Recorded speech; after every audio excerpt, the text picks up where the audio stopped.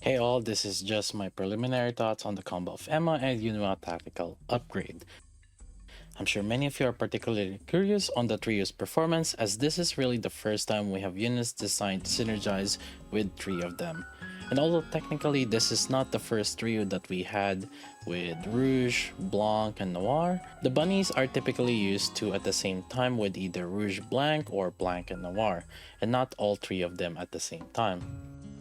With at least two of the units out of the trio combo that came out, we can at least see the trend of their performance.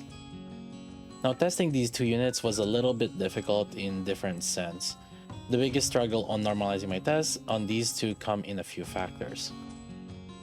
For one, both of these two are taking up the burst 1 and burst 2 spot without any cooldown reduction.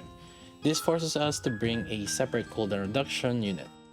And because of this, what this kind of look like is Emma somehow feels like the 5th flex unit, similar to how Tia or Noir is in their duo combo of Tia Naga and Blanc and Noir.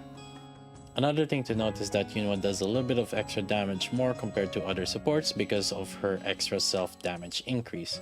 It's not crazy top DPS damage that you'd always consider it for neutral bosses, but it can make a difference for top rankers on fire element advantage bosses. Something similar to like Grave being a buffer and a sub DPS. Another thing to note is that a portion of Emma's buff has a good amount of caster's attack buff, which means that we need Emma to have a decent investment on gears and dupes in order to fully realize her buff potential. This could be a problem if somehow cooldown reduction that we choose is, for example, litter. In which case, litter ended up being the better buffer because Emma that I was using wasn't really fully invested yet with dolls, gear upgrades, and dupes. It ended up being a situation where it was better for me to burst with litter instead of Emma. However, for example, if we ended up having a different cooldown reduction like the Killer Wife or perhaps even Volume, then there is a pretty good chance that bursting with Emma is the better option instead. Emma and Eunhwa's buff are a little bit of everything. Emma has some constant healing, damage taken increase, projectile explosion damage buff, caster's attack buff, and true damage buff, and then if they're on the same squad, there is also critical damage. Eunhwa on the other hand has charge damage buff, damage taken increase, projectile damage explosion buff, true damage buff, and if they're on the same squad, there is critical rate. When you lay the skills out like this, you'll notice that the biggest factor for considering them is that true damage buff exists for both Eunhwa and Emma. Much like the two newer duos, they have a sort of specialization or consideration. Just like how Tia Naga is decent against the boss with cores using teams that can take advantage of core damage buff, or how Maid Mast and Maid Anchor are good with distributed damage or critical based characters. They seem to be leaning towards Emma and Eunhwa to be support more for future true damage units.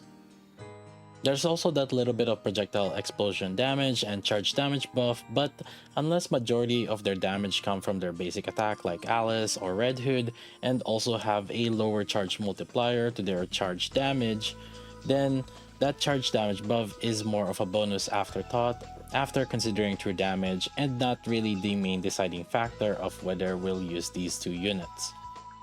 I'll also make a side shout out to the bunnies, either Blanc and Noir and Rouge and Blanc. Although we say that though, technically Rouge and Mari actually does outperform Rouge and Blanc, but regardless, the bunnies are what I feel they're using as a baseline for performance consideration.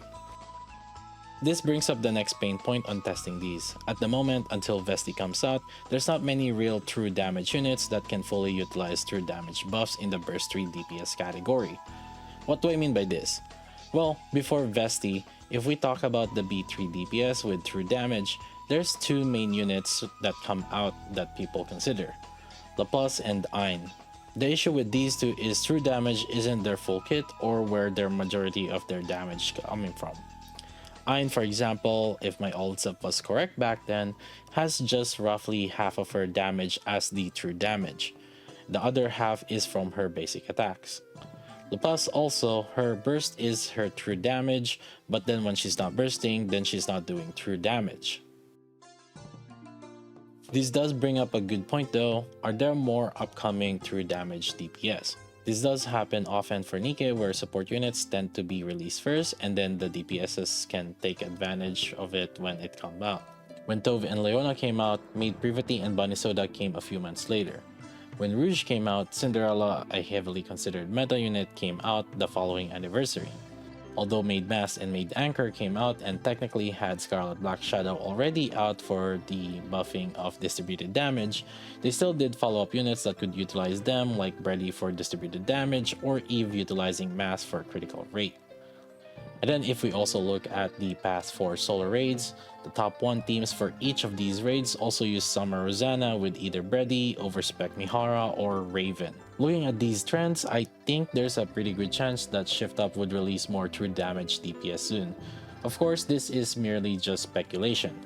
In terms of Fire Solo Raid, at the moment, I do expect them to be replacing the last neutral element for Fire Raid, which is the Electric team. If we look at the last Fire Raid, the bottom teams, Team 4 and Team 5, were either using the Shotgun team with Drake or the Electric HP team with 2B. But with Tove's Treasure and Summer Dorothy coming out, the SG team should come out on top this time around, causing us to replace Cinderella team with the Absolute team.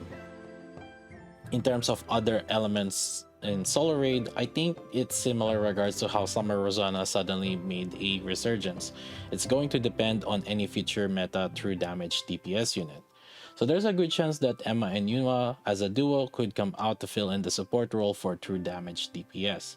But at the same time, I don't think they're gonna be necessary for the top 3% if you're just going for that rank.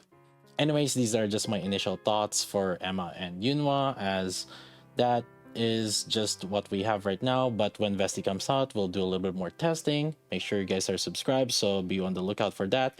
We do go live on both Twitch and YouTube when it is available. That's gonna be it for me for today. Make sure you guys are following me on Twitch as well, as I go live more often there. So if you guys have any particular questions or concerns or anything that you want to chat around, I do go live there more often than in YouTube. Anyways, that's about it. I'll see you guys next time.